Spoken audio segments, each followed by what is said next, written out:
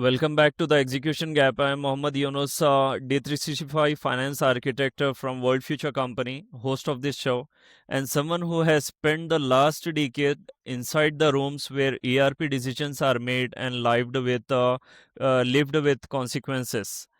I record an episode with my guest. We talked about the 70% failure rate. We talked about an industry designed to fail. We named the problem.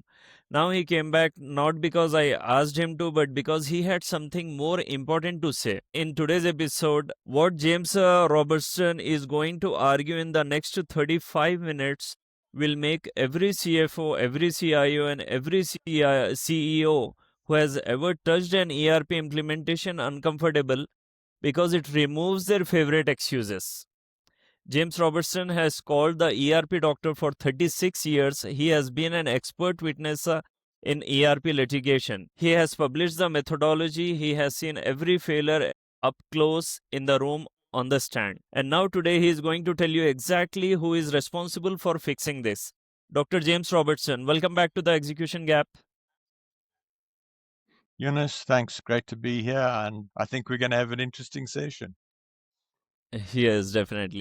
So, James, before I ask you anything, you have come back with your own words. What is the argument you have been waiting to make? Well, basically, I'm saying that the only person who can be custodian of the ERP is the CEO. And if the CEO is not the custodian of the ERP, you're going to have a substandard outcome. It's as simple as that. So, James, that seems extreme. The CEO as the custodian of the ERP, not the sponsor, not the approver, the custodian. Walk me through why you believe that is the only model that works. Okay, so let's just be clear on what I mean by custodian. I mean custodian as in this is my ERP and I am going to make sure that it works. And why do I say that? The ERP is transverse and cross-cutting. It touches every facet of the business. The owner of that helicopter view, the integrated holistic view of the business is the CEO. Therefore, only the CEO can be the custodian. Right. And the thing to understand there is that fundamentally that is the CEO's job description, isn't it? The CEO is the person who charts the overall direction of the business. The CEO owns the strategic direction. An ERP is a strategic business project. It's not a technology project. And so therefore, the CEO must be the custodian. Why do I say it's not a technology project? Well, let's say that the same organization has a corporate jet. The CEO says, I want to travel to, let's say they're in London, I want to travel to New York. Correct. He leaves the pilot to do but he doesn't leave the pilot to tell him where he wants to go. He says, I want to go to New York. And he doesn't have to understand how the airplane works. He just knows this is a machine that will fly me to New York. I want to go to New York. Take me there. It's the same with the ERP. He doesn't have to understand the machine. This is a machine that will help me to grow my business, make my business more profitable, run my business more effectively, take me to the outcome. Great. So, give me the specific mechanism. What breaks when the CEO is not the custodian? If you visualize an organogram, you've got the CEO and then you've got the C-suite. So you've got the CFO, you've got the CIO, you've got the COO. Now you make one of those the custodian. Now, what happens if the CFO says I want to do it this way and the COO says I want to do it that way and the CIO says I want to do it that way? How do you resolve that? Because now it becomes politics. Now it becomes a matter of peers. Right. Why not the CFO? The CFO controls the budget, the CFO owns the financial governance, and the CFO has the most loose personality in the system if the system fails. So their credibility, their numbers, their board relationships. What does the CFO structurally lack that only CFO possess? So I hope I'm not going to offend too many CFOs. So Money is a method of measurement. Right. Businesses create value. Hmm. The vehicle of exchange for that value is money. Right. So with respect, the CFO is just a bean counter. Hmm. The CFO is measuring the end result of the productivity of the business. And while I have met CFOs who are strategic and who have made the effort to understand the mechanisms of the business, the majority of CEOs are focused on their little domain, counting the beans, reporting on the beans, telling the board how many beans there are, telling the board how many beans they've lost. Okay. The CFO will implement the ERP focusing on counting beans.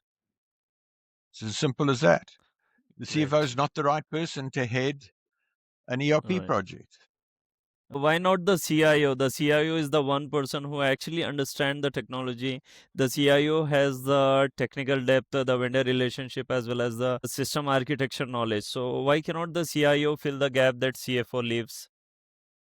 Okay, so the CIO is a technician. He's a he's a mechanic. It's like saying to me, does the person who services the jet engines in the corporate jet not Correct. determine where we're going to fly to? It's as Hmm. simple as that. The CIO is a supporting act who makes sure that the ERP works mechanically. But there's an Correct. interesting factor on that. In the work that I've done, I reckon the technology is 3% of why ERP projects fail and 2% of what's required for a successful ERP project. It's Hmm. just a machine. It's infrastructure. It's the roads, the railway lines, the water reticulation, the electricity, etc. It must just work, and the CIO must make sure that it just works. And again, you find some CIOs who are strategic and who have made the effort to understand the full dimensions of the business, but they're still sitting down there. They don't have the helicopter view. And when the CFO or the COO won't work with the CIO, what do? They either go as a crybaby to the CEO and say, "Look, CFO doesn't want to work with me. Please cup his, give him a warm cup," or they say, "Oh well, wah," and it degenerates. No, it should be at the CEO. And if the CFO and the CIO don't want to work together, the CEO says, "What on earth are you guys doing? Slap, slap." The only person who can slap the CFO and the CIO and the COO around if they don't work together is the CEO. CFO says, I want it this way. COO says, I want it that way. They can't agree, so they compromise and they mess it up. So I wanted to speak on the intellectual spine. You talk about the leadership rather than governance. So explain the difference, because every implementation I have ever been inside the calls, it governance, a steering committee as the project boards, escalation framework or RACI metrics. What is the distinction between governance and leadership, and why does it matter to the outcome? Governance is mechanistic. I was commenting on this the other day to somebody, and I just, out of curiosity, I said to Google, what's the definition of governance? And Google said governance is the framework by which organizations are directed and controlled. It identifies who can make decisions, who has the authority to act on behalf of the organization, and who is accountable for how an organization and its people behave and perform. How does that get the project done? So I said to Google, define leadership.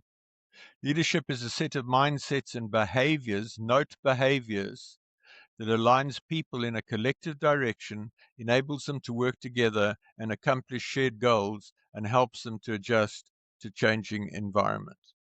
Now, that sounds to me like the way you want to run a project. Listen to the two Okay. definitions. Governance is not about giving direction and taking the project down a road to a strategic objective. That's leadership.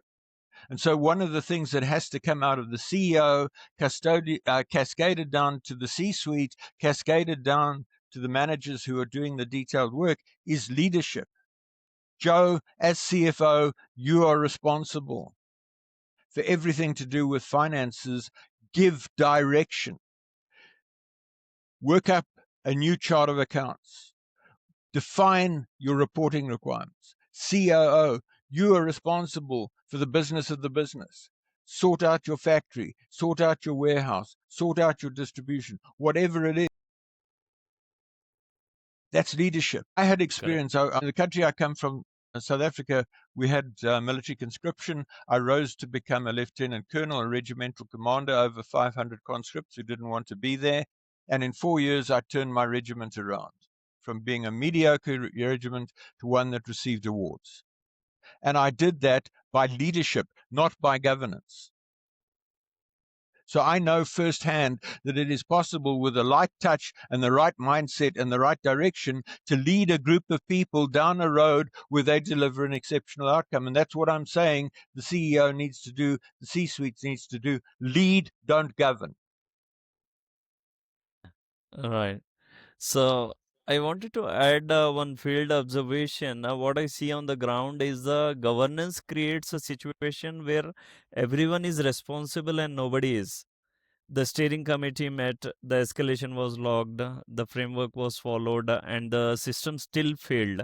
Is that what you are describing? Absolutely. And you mentioned steering committee. I have a passionate dislike for steering committees. Let's go back Okay. to our corporate jet. So the CEO says, I want to fly from London to New York. The CEO gets onto the plane. In the cockpit, there's a committee of 4 people flying the plane. Do you think the CEO would stay on that plane, or would he jump on the emergency slide and get off that plane so quickly you wouldn't know what was happening? You cannot run a project with a steering committee. The only steering committee that works is where the chairperson of the steering committee is so dogmatic and so determined and such a leader that it's not a steering committee, it's a team led by people. And what I'm advocating is teams with clear leadership, right? Finance team, CFO is the leader, the custodian. The CFO is responsible for everything to do with finance. Likewise, COO, etc. Okay, I wanted to raise the objection before every CEO in the audience does. The CEO does not have the time. They are running a multi-billion real organization, managing a board, handling geopolitical relationships, and making strategic decisions that have nothing to do with whether the AP module is configured correctly. And the CEO does not have the ERP experience. They have never sat in the implementation. They do not know what a chart of account is. They are, those are not excuses. They are the structural realities. So how do you respond on this? Okay, so our corporate jet has a pilot, agreed. Agreed. The CEO said, I want to go to London. The pilot does the pre-flight checks, files the flight plan, starts up the plane, flies it down the runway, flies it to New York, Okay. liaises with air traffic control, etc. The CEO doesn't have to do that. He sits in the back and he has meetings and he gets on his phone and checks his emails or whatever he does in the however many hours it's going to take, depending on what jet he's got. So it's the same here. Okay. The CEO needs a pilot. And I call that pilot the strategic project leader. The strategic project leader is an independent expert. They're not associated with any vendor. They're not associated with any systems integrator. They're not associated with any implementer. They are completely independent and they owe 100% allegiance to the client organization. It's somebody who is an executive level person. They know ERP inside out.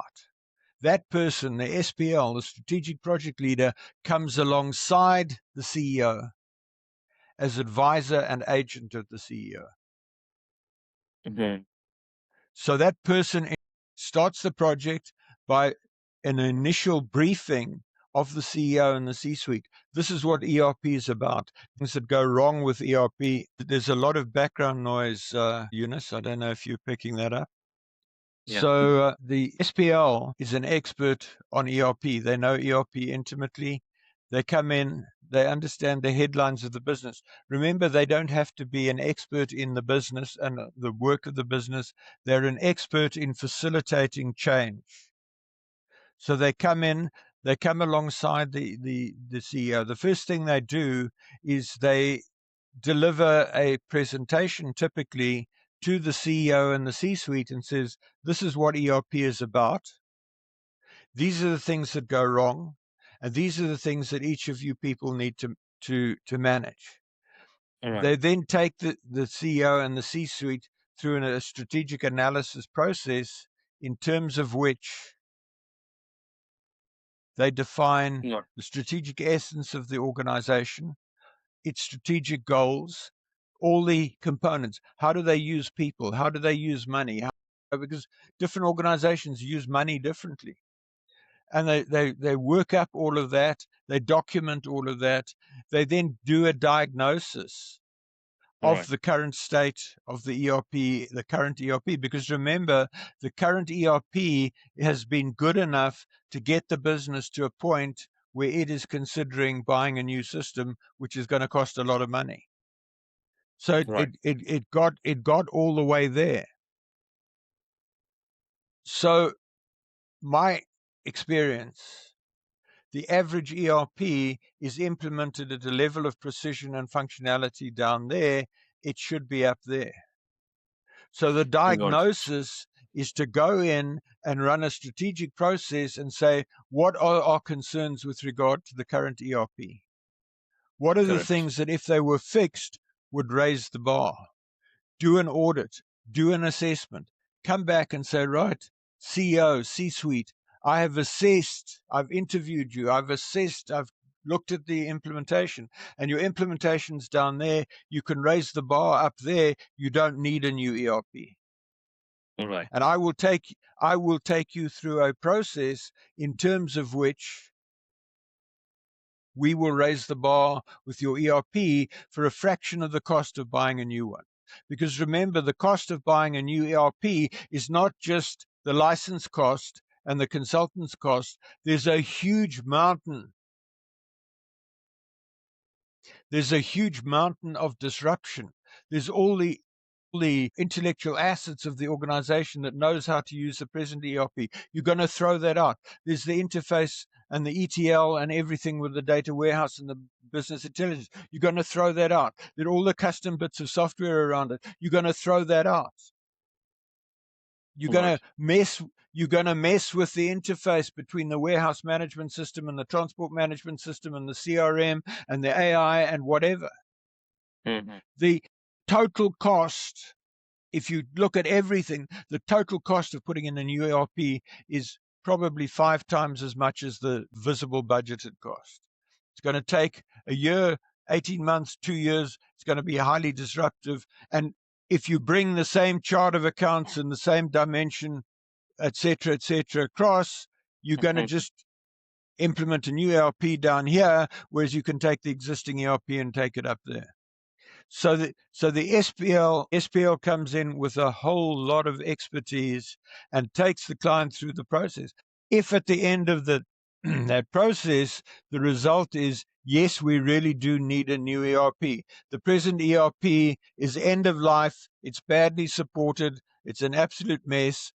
We will go ahead and we'll get a new one. Then the SPL takes the business through a process of defining the strategic requirements, going through a tender process, casting the net wide, talking to as many vendors as possible, getting a range of implementers, SIs in to quote, and taking them through a multi-stage tender process. I have a 3-stage process, and I have a whole pack of documents, a very tough request for proposal that really nails down the loopholes. And you take them through that whole process, and you say, right, this is the most appropriate ERP, this is the most appropriate implementer, and we've sufficiently defined the requirements and defined what needs to be done in sufficient detail that we have a fixed price that we can actually hang our hats on, and we've got a tough contract, and now we can go ahead with the new system.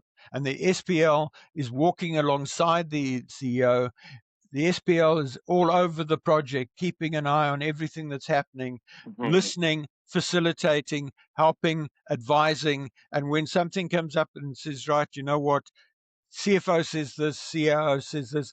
The SPL, because the SPL is the agent and the advisor to the CEO, not to anybody else, the SPL has the authority and the mandate and the ability to pick up the phone to the CEO or drop an email to the CEO or walk in the door of the office of the CEO and say, CEO, CFO and COO are butting heads. They can't agree. I think this is the correct solution. What do you think? And the CEO says, yes, SPL, I agree with your advice, or no, I think we should do it this way. And the CEO picks up the phone to the CFO and says, look, guys, stop this immediately. I want you to do it this way.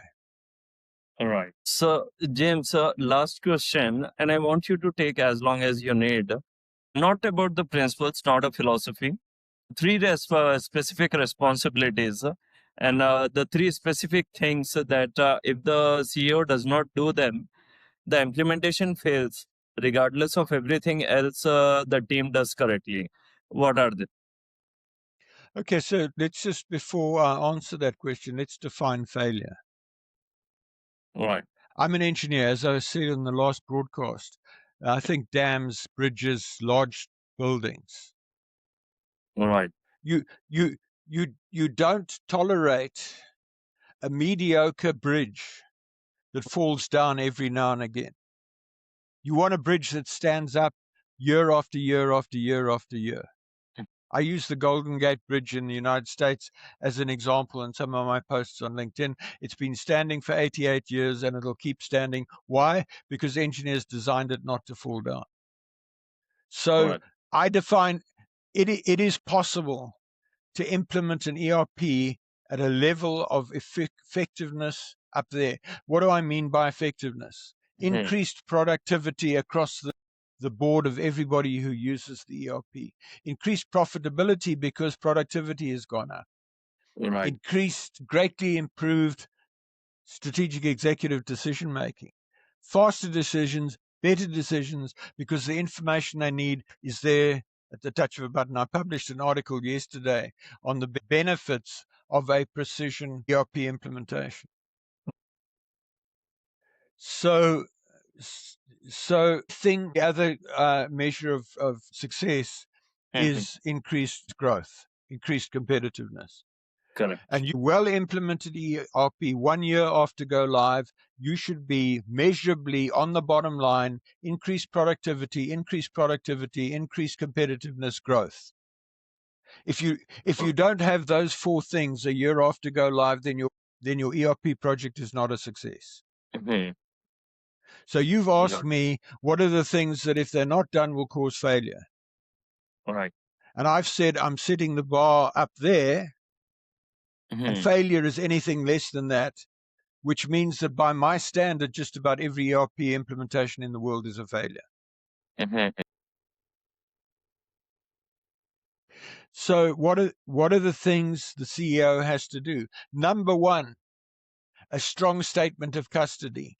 I take ownership of this ERP. This is my ERP. This is our ERP. And I am going to make sure that it succeeds. I'm going to make sure that we achieve a level up there. If the CEO doesn't do that, you're going to end up somewhere down there. And by my standards, that's failure. Got it. The second thing the CEO has to do, and if they don't do, it's going to end up with a suboptimal result, is to appoint a strategic project leader. Now, Right. I've recently launched an organization called the Institute of Business System Practitioners. We're still in startup, but we already have a number of members who are senior enough and experienced enough to be strategic project leaders. They're signing a code of ethics. They're completely independent. So the CEO can come to me as president of the IBSP and say, Dr. Robertson, I need an SPL. Can you recommend somebody? Okay. If they don't recruit an SPL right at the beginning, they're going to end up doing things the wrong way. And the fact that the CFO has done a previous ERP implementation does not make the CFO qualified to be the SPL. We're talking about somebody who's been involved in one ERP after another for the last 20 or 30 years. We're talking about an executive level person. We're talking about a person who can talk to the we're talking about a person who can talk to the CEO as a peer, who understands what goes on in a CEO's mind, who understands what's important to a CEO, who understands what's important for an organization to succeed, and can manage that all the way down. And the third thing, and if the CEO does the project without that person, then at some level, according to my definition, they're going to get failure because they are not going to get a result that's up here. And then the third thing that the CEO needs to do is to cascade all of that down to the C-suite. So the next thing the CEO needs to get is the chief operating officer says, right, I get that this is our project. I get that I am responsible for everything to do with the ERP that relates and touches to my domain, and I take full responsibility for ensuring that's done. And the CFO does the same. The CIO does the same. The CTO does the same. The HR exec does the same. All right. If you abdicate and leave it to mid-level managers to start with processes we discussed last time, you will end up down here or right off the table. So let's jump to the rapid fire. So 5 quick ones, 1 or 2 sentences each, completely off the cuff. Okay. Right. So one word for the state of ERP accountability in 2026. Pathetic. The first sign that a CEO has already abandoned the custodianship before the go live. Before the project starts, the CEO has nothing to do with it. Custody means the CEO is in the lead at key meetings. Okay. The CEO's custody means the CEO has explicitly, audibly, publicly, in writing, said, this is my project and I accept full responsibility and I'm going to kick ass if you don't comply. The conversation that never happens in the boardroom but should happen before the contract is signed. It ties into all the things we've been talking about, doesn't it? Folks, this is the CEO speaking. Are we all clear? You, and you own the different facets of this implementation, and you are going to drive it rigorously with discipline and commitment to our strategic goals. So if a CEO is watching this right now and their ERP went live 6 months ago and something feels wrong, one thing they should do today. Call me. I guarantee that in 2 days, I will tell them what's wrong and I will tell them what they need to do to fix it. The single question a CEO should ask their implementation partner that will immediately tell them whether they are working with someone trustworthy. There's a difference between trustworthy and competence. All right. The thing to realize is this is a business project. It's not a technology project. So Right. the systems integrator, the SI, the implementer, the whatever you want to call it, is simply a technical expert on the machine. It's the person who knows how to keep the corporate jet flying. Right. They're advisors at that level. They are not strategic corporate advisors. That's what your SPL and whatever people support the SPL are there to do. Right. Good. So, James, every CFO, after watching this episode, every CFO, every CIO, and every CEO who has watched this show now has one question to answer, and only they can answer it. Am I the custodian? And if I am not, who is Dr. James Robertson, the ERP doctor, 36 years. Thank you for coming back. Tell people where to find you and where to find the methodology. If you go onto LinkedIn, Dr. James A. Robertson, you'll find me. If you search on Google, you should find me, but you've got to go for Dr. James A. Robertson. And I'm sure Eunice will give you my contact details. I'm very happy to help you. Definitely. For everyone watching, if this conversation named something you have been living with but could not articulate, that is the execution gap. I am Mohammad Yunus. See you on next week. Thank you. Thanks, everyone.